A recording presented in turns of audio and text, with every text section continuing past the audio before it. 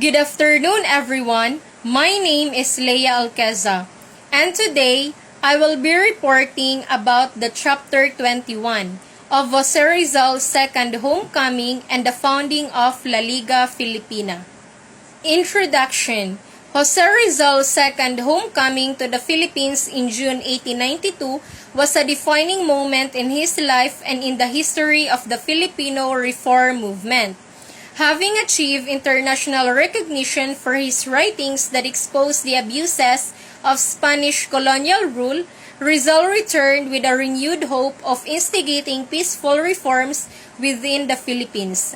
He firmly believed that change could not be achieved from abroad alone, but needed direct action and presence within the country. Despite the dangers posed by his return, especially after being labeled as subversive by both the Spanish friars and the colonial government, Rizal saw it as a moral duty to contribute personally to the struggle for Filipino rights and dignity. Rizal's arrival in Manila. Rizal arrived in Manila on June 26, 1892, accompanied by his sister Lucia, who was recently widowed.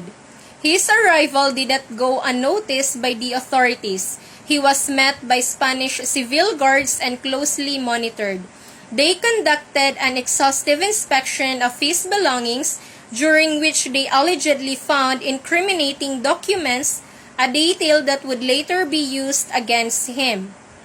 Rizal stayed at the Hotel de Oriente located in Binondo, near the Binondo Church in room 22, where he would receive visitors and begin engaging in reformist discussions.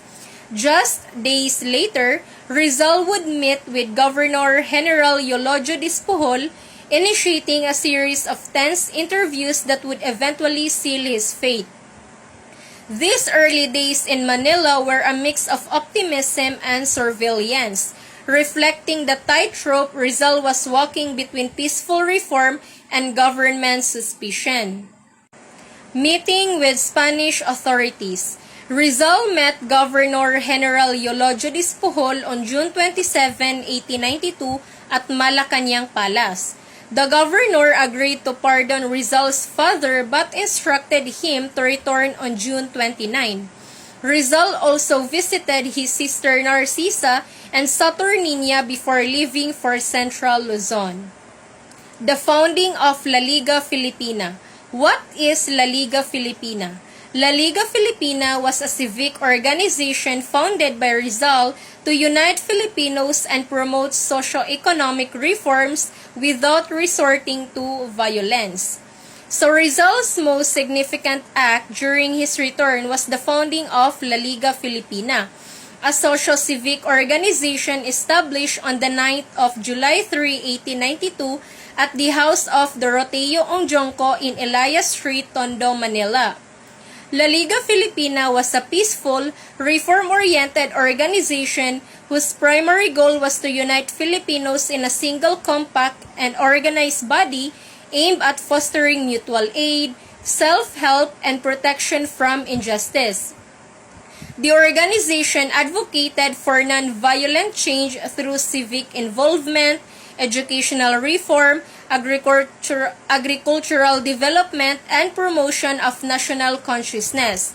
It was composed of educated, reform-minded individuals, with its leadership structure including Ambrosio Salvador as president, Deodato Arellano as secretary, and Bonifacio Arevalo as treasurer, and Agustin de la Rosa as fiscal.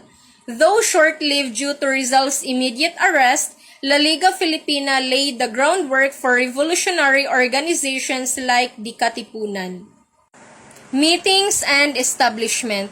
On the evening of July 3, 1892, Rizal attended a meeting at the home of Doroteo Ongjonco on Elias Street, Tondo, Manila. Among those present were well-known nationalists and Masons, including Andres Bonifacio, Apolinario Mabini, and Deodato Arellano. Rizal explained the objectives of the La Liga Filipina and presented a constitution he had drafted in Hong Kong. Objectives of La Liga Filipina. unite the entire archipelago into a compact and homogeneous body, provide mutual protection in times of need, defend against violence and injustice, promote education, agriculture, and commerce, encourage reforms and peaceful change. The elected officers: President Ambrosio Salvador, Secretary Diodato Arellano, Treasurer Bonifacio Arevalo, and the Fiscal Agustin de la Rosa. Rizal's arrest and exile. Despite the peaceful intentions behind La Liga Filipina, Rizal's actions were deemed highly suspicious by the Spanish colonial authorities. On July 6, 1892, just 3 days after the organization's founding, Rizal was summoned again to Malacañang for an interview with Governor General Despujol. During this meeting, the governor accused him of having in his possession subversive materials, specifically copies of a banned leaflet titled Pobres Frailes or Poor Friars, which criticized the religious orders and questioned their legitimacy. Rizal denied authorship and ownership of the pamphlets, claiming they were planted. Nevertheless, he was arrested immediately and detained in Fort Santiago, where he was kept incommunicado under tight security. This arrest stirred anger among his supporters, especially those affiliated with La Liga Filipina, who viewed the act as a blatant suppression of peaceful advocacy. Deportation to Dapitan. Following his arrest, Rizal's fate was quickly sealed.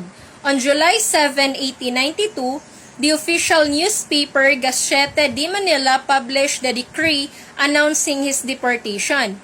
The Spanish government issued this order based on a set of charges including the writing and circulation of anti-Catholic and anti-Spanish literature, notably el filibusterismo, possession of seditious documents, and efforts to unite Filipinos against colonial authority. In the early morning hours of July 14, 1892, at around 12:30 a.m., Rizal was secretly transported aboard the steamer Cebu, under the watch of Captain Delgras and 3 artillerymen.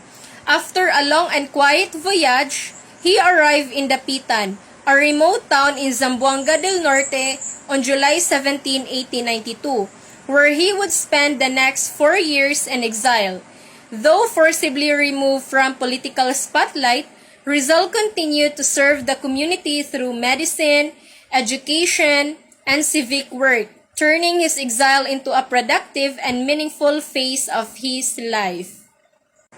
Reasons for deportation. His writings were deemed anti-Spanish and anti-Catholic. He allegedly brought seditious materials. His novel El Filibusterismo was seen as inciting rebellion. His efforts were viewed as a threat to Spanish rule. Conclusion. Rizal's second homecoming, brief though it was, carried significant weight in the trajectory of the Philippine Revolution. His establishment of La Liga Filipina marked a critical step in transitioning from passive reform to organized civic action, though his arrest and deportation curtailed his direct involvement. So that's all for the chapter 21. Thank you.